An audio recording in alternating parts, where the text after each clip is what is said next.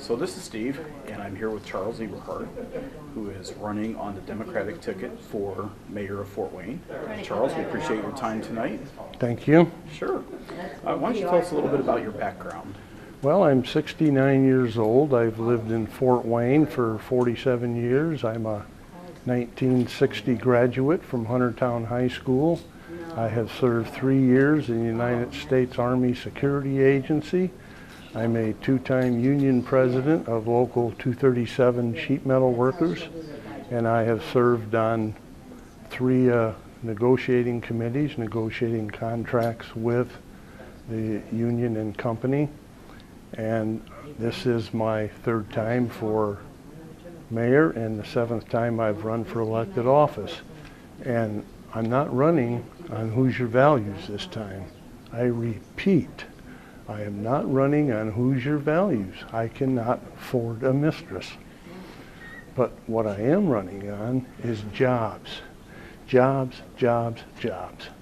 Some candidates are insulting the voting public when they talk about jobs because they're just doing a rain dance with an empty bucket. But my bucket's full. Okay. That kind of leads us into why you were running for mayor again. I'm running because I happen to have the good fortune of knowing a man that manufactures high energy electric motors for semi-trucks, RVs, buses. They also can be used to power electrical generators. And I emailed the mayor and asked him for an appointment to talk to him about these jobs, and I never received a reply. So if we're going to get jobs here, it looks like I'm going to have to be the one to do it. Okay. Again, that kind of leads us into what you hope to accomplish as mayor. You're talking about jobs, jobs, jobs. Well, to start with, I'd like to, very first thing is try to get these 1,000 jobs, high-paying jobs to Fort Wayne. And I'm not only interested in the high-volume workers' jobs to get here, but I'm also even interested in something as small as a White Castle to bring here. And this is something the mayor has to be proactive about. He can't wait for the people like we do now to say, well, we're interested in Fort Wayne. No, go out and look for these jobs. And that's what I have to do. If we get the jobs, the tax dollars we get, then we'll take care of our infrastructure and our education and our city employees' benefits and wages. Mm-hmm.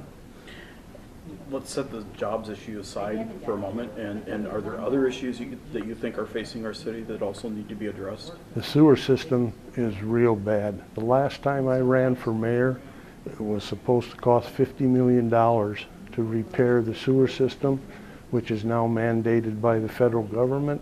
And the last I read, it was up to, I think, $274 million. So we have to get started on that. Mm-hmm. Do you think that some of the light lease money should maybe be taken and put towards that? I think some of it should. Mm-hmm. Some of it should. Not the whole thing, because there are other things we can use that for, plus let it be there as a rainy day fund also. Mm-hmm. Are there other uses for the light lease money that maybe you have some ideas about? There are, but I think infrastructure is more important. Would it be more important than economic development, do you think? Well, I think it would in my administration, because I'm going to be proactive in hunting for jobs, for economic development, to get them here. Mm-hmm. Okay. Anything else maybe that you want to throw out there that you'd like to talk about with regards to your campaign? Yes, I do have to. Well, I think because that the mayor's office would not respond to me asking about jobs, and because I think that the others are just doing an empty rain dance, I think come the November election that Steve Shine, Mike Bynum, Kevin Knuth will be standing around with a smile on their face, and the voters will be standing there with a frown and an empty basket. Is that disappointing to you? That's very disappointing. That's why I decided to enter the race. And if I don't win, at least I can help someone get the jobs here, maybe. Okay. Anything else that you'd like to add? No, it's just that An old guy like me is not afraid to go out and hunt for jobs. Charles, we appreciate your time tonight. Thank you. Thank you, sir.